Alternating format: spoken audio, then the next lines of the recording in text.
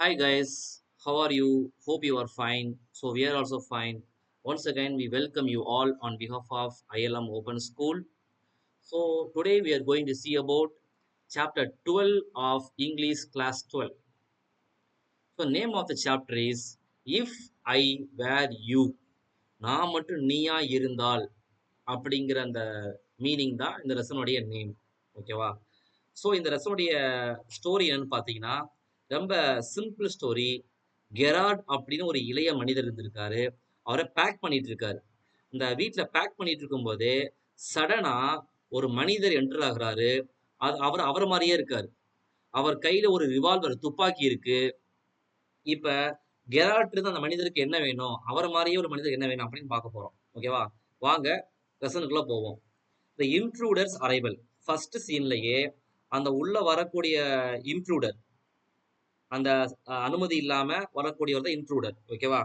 So அவர் வந்து வராரு. எப்படி வராருன்னு பார்த்தீங்கன்னா, கெரால்ட் வந்து ஃபோன்ல இருக்காரு. ஃபோன்ல பேசிக்கிட்டே பேக் பண்ணிட்டு இருக்காரு. பேக் பண்ணிட்டு இருக்கும்போதே இன்ட்ரூடர் சைலண்டா துப்பாக்கிய கையில வச்சுட்டு வராரு.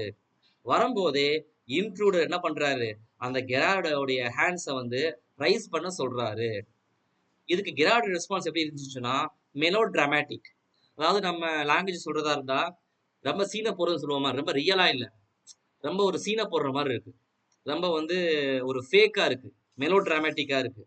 அவர் வந்து மெலோ டிராமேட்டிக்கா அந்த சுச்சுவேஷன் எடுத்துக்கிறாரு. அவர் வந்து இவரை பார்த்து நம்ம பயப்படவே இல்லை ஆக்சுவலா. அது மட்டும் இல்லாம அவர் ரொம்ப காமா நான் சேலண்டா இருந்திருக்காரு.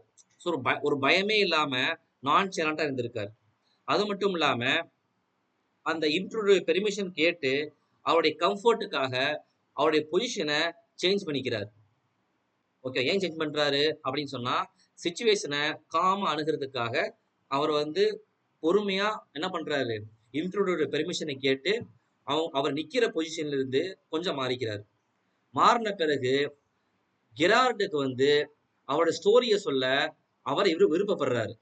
ஏன்னு சொன்னா அந்த இன்ட்ரூடரை ஒரு சிம்பத்தட்டிக் ஆடியன்ஸா மாத்த ஆசைப்படுறாரு. ஒரு சிம்பத்தி யூஸ் பண்ணி அந்த சிச்சுவேஷனை வந்து அவருக்கு சாதகமா திருப்பணும் அப்படின்னு பாக்குறாரு. ஸோ இந்த நிலையில தான் அந்த இன்ட்ரூடர் பல கொஸ்டினை கேட்கிறாரு இந்த ஜெரார்ட்ட. நீங்க வந்து தனியா வாழ்றீங்களா அப்படின்னு கேட்கிறாரு. அது மட்டும் இல்லாம இந்த இன்ட்ரூடர் வந்து ஜெராருடைய கிறிஸ்டியன் நேம் என்ன அப்படின்னு தெரிஞ்சுக்கிறாரு. அது மட்டும் இல்லாம இவருக்கு வந்து கார் வந்து இருக்கா அப்படின்னு கேட்கிறாரு.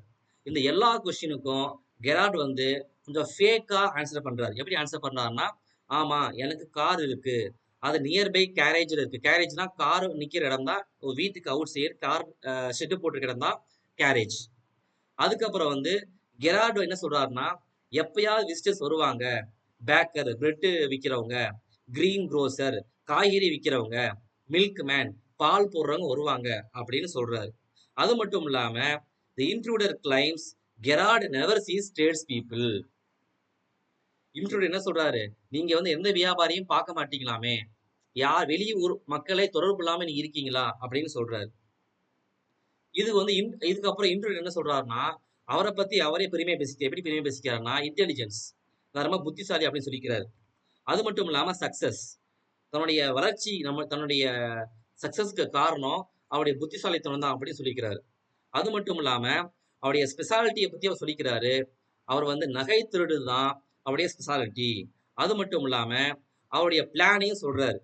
அவருடைய பிளான் என்ன, இன்ட்ரூடர் வந்து கெரார்டுடைய காட்டேஜ்ல தங்கி ஓய்வெடுக்க அவர் ஆசைப்படுறாரு.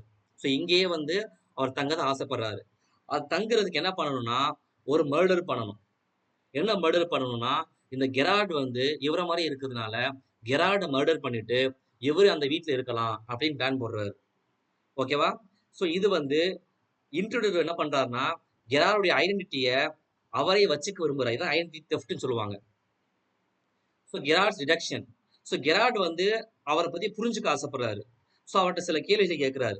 அவர் என்ன சொல்ற, நீங்க வந்து என்ன கொல்ல மாட்டீங்க அப்படின்னு சொல்றாரு. ஆனா இன்ட்ரூடர் நான் கண்டிப்பா கொல்லுவேன் அப்படின்னு சொல்லி டிஸ்அக்ரி பண்றாரு. அதுக்கப்புறம் இன்ட்ரூடருடைய பிளான் பாத்தீங்கன்னா, நீங்க வந்து என்ன கொன்னு போலீஸ் இருந்து எஸ்கேப் ஆகி என் ஐடென்டிட்டி எடுத்துக்கிறதா அப்படின்னு அவர் கேட்கிறாரு. இன்ட்ரூடர் வந்து அவர் பிளான, ஆமா நீங்க சொல்றதா என் பிளான் அப்படின்னு சொல்லி கன்ஃபார்ம் பண்றாரு. இதுக்கப்புறம் என்ன நடக்குதுன்னா, இன்ட்ரூடர் என்ன பண்றாருன்னா அவருடைய ஸ்டோரியை சொல்றாரு. அவர் வந்து ரொம்ப காலமா போலீஸ் இருந்து எஸ்கேப் ஆயிட்டு இருக்காரு. ஏன்னா ஒரு போலீஸை வந்து அவர் கொலை பண்ணியிருக்காரு. ஸோ இன்ட்ரூடர் வந்து ஐல்ஸ்பரி அப்படிங்கிற இடத்துல கெரார்டை பார்த்திருக்காரு. பார்த்து இவரை பத்தியான சில விஷயங்களை மக்கள் சொல்றத கேட்டிருக்காரு. ஸோ கெரார்டை பொறுத்த வரைக்கும் அவர் ஒரு மிஸ்டீரியஸ் ஃபிகரா தான் இருந்திருக்காரு அப்படின்னு இன்ட்ரூடர் நம்புறாரு. ஸோ இந்த நம்பிக்கையினால தான் இவரை கொன்னா யாருக்குமே தெரியாது அப்படிங்கிற நம்பிக்கையில தான் இவரை பத்தி எல்லா கன்வர்சேஷனையும் கேட்டு இவர் கொலை பண்ண ரொம்ப கம்ஃபர்டபுளா வந்திருக்காரு. இப்ப கெரார்டோடைய புத்திசாலித்தனத்தினால சில விஷயங்களை தன்னை பத்தி சொல்லி அவர் வந்து ஒரு ஒரு பதற்றத்தை உருவாக்குறாரு. அந்த சந்தர்ப்பத்துல கெரார்டு என்ன சொல்றாருன்னா, நான் வந்து ஒரு கிரிமினல், நான் வந்து ஒரு சண்டே ஸ்கூல் டீச்சர் கிடையாது அப்படின்னு சொல்றாரு. அது மட்டும் இல்லாம இன்ட்ரூடருக்கு வந்து ஒரு மிகப்பெரிய சந்தேகத்தை கிளப்புறாரு. உண்மையிலே கெரார்ட பிலீவ் பண்ணவா வேணாமா அப்படின்னு ஒரு பெரிய பதட்டத்தை கிளப்புறாரு. ஏன்னு சொன்னா இவர் உண்மையிலேயே பெரிய கிரிமினலா இருந்தா இவரை கொலை பண்ணது வெளியே தெரிஞ்சு இவரு மாட்டிக்குவாரு அப்படின்னு அவர் புரிஞ்சுக்கிறார். ஸோ இந்த சந்தர்ப்பத்துல இன்ட்ரூடர் ஷாக் ஆகுறாரு. ஷாக் ஆகுறது மட்டும் இல்லாம எதை நம்புறது எதை நம்பக்கூடாது அப்படிங்கிறதுல ஒரு மிகப்பெரிய சந்தேகம் இருக்கு. ஓகேவா? அது மட்டும் இல்லாம ஒரு அன்எக்ஸ்பெக்டட் ஒரு ட்ரூத் திடீர்னு வந்ததுனால அந்த சிச்சுவேஷனே ஒரு சந்தேகமா ஒரு நிச்சயம் இல்லாத ஒரு விஷயத்துக்கு மாறுது. இந்த நிலைமையில தான் கெரார்ட் என்ன பண்றாருன்னா கன்வின்ஸ் பண்றாரு. ஸோ கார் வெளியே தான் இருக்கு, நம்ம உடனே நம்ம 2 பேரும் சேர்ந்து எஸ்கேப் ஆயிடலாம் அப்படின்னு சொல்லிட்டு டோரை ஓபன் பண்றாரு. டோரை ஓபன் பண்ணி அவருடைய பெர்மிஷனோட டோர் ஓபன் பண்ணி அவர் வந்து ஆஹ், சற்று ஒதுங்கி நிக்கிறாரு. ஒதுங்கி நிக்கும் போது என்ன ஆகுதுன்னு சொன்னா அந்த டோர் ஓப்பனா இருக்கு. அப்படியே ஒதுங்கி நிக்கும் போது என்ன ஆகுதுன்னு பாத்தீங்கன்னா அந்த இன்ட்ரூடர் அவர் கையில தான் கண்ணு இருக்கு. இப்போ வரைக்கும் அவர் டக்குன்னு வெளிய பாக்குறாரு. அந்த டோர்ல வெளிய பாக்குறாரு. டக்குன்னு அவருடைய உடல்ல மாற்றம் தெரிஞ்ச உடனே என்ன பண்றாருன்னா கெரார்ட பக்கத்துல இருக்கிற கபோர்ட் இருக்கா இல்லையா, நம்ம வீட்லயே அலமாரி இருக்கும், மர அலமாரி மாதிரி கபோர்ட் இருக்கும், அந்த கபோர்ட்ல உள்ள தள்ளிடுறாரு. அந்த கபோர்டு உள்ள தள்ள உடனே அந்த கன்னு கீழே விழுந்துருது. அந்த கன்னு கெரார்ட் எடுத்துட்டு அந்த கபோர்ட்ல இருக்கிற மனிதனை லாக் பண்ணி கன்னை வந்து பாயிண்ட் பண்றாரு. பாயிண்ட் பண்ணி போலீஸ்க்கு இன்ஃபார்ம் பண்ணி அவருடைய புத்திசாலித்தனத்தினால இந்த சம்பவத்துல வந்து அவர் எஸ்கேப் ஆறார். இதுதான் கதையை சுருக்கம்.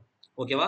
ஸோ இந்த கதையில இருந்து என்ன தெரியுதுன்னு சொன்னா நம்ம ஒரு புத்திசாலித்தன நம்ம வந்து பதட்டம் இல்லாம பயம் இல்லாம எப்பேற்பட்ட சூழ்நிலையை அணுக முடியும் அப்படிங்கிறத நம்ம புரிஞ்சுக்க முடியுது. சரிங்களா? ஸோ இந்த ஸ்டோரியோடைய detail explanation, line by line எக்ஸ்பிளனேஷனை பார்த்தா மட்டும்தான் இந்த ஸ்டோரியோடைய மீனிங்ஸ், இந்த ஒவ்வொரு வேர்டுக்கும் மீனிங்ஸ் இருக்கும். அது மட்டும் இல்லாமல் கிராமட்டிக்கல் அனாலிசிஸ் இருக்கும். அதை பார்த்த பிறகுதான் உங்களுக்கு இந்த இங்கிலீஷ் எக்ஸாம் யூஸ்ஃபுல்லா இருக்கும் அப்படிங்கிறத நான் திரும்ப திரும்ப சொல்லிக்கிறேன். இத்தோட நம்ம இந்த முடிவுக்கு வருவோம்.